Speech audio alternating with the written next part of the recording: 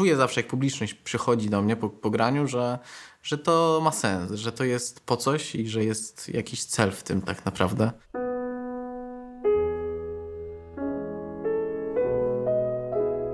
Na pewno na początku to nie ja wybrałem fortepian, tylko rodzice posłali do szkoły muzycznej, więc ten wybór nie był do końca świadomy.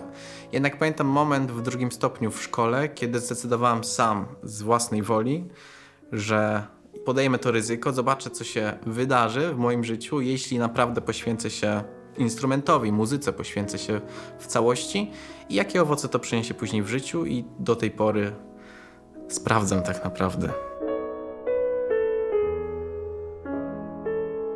Styczność ze sztuką to jest chyba najpiękniejsza rzecz, jaka może być. Przekracza tą barierę wrażliwości u człowieka.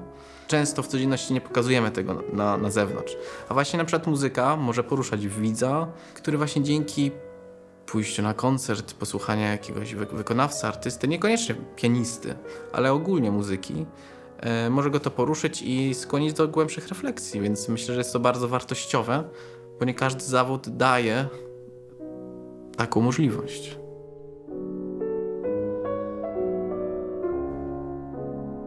Są momenty, czy warto dalej to ciągnąć, bo możemy mieć różne plany na życie, ale bardzo często wiemy, że te plany się nie spełniają.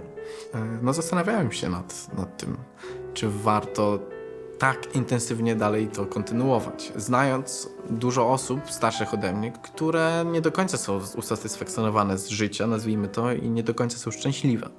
Więc na pewno też rozmowy z osobami, które bardzo dużo koncertują, są z zagranicy, są zwycięzcami dużych konkursów, otworzyły mi oczy na ten świat muzyczny, jak to wygląda, i czasami się zastanawiam, jakie emocje musi mieć człowiek, który naprawdę gra 150 koncertów rocznie. Bo musi to być bardzo duży wysiłek i trzeba być do tego gotowym psychicznie i fizycznie też na taki wysiłek.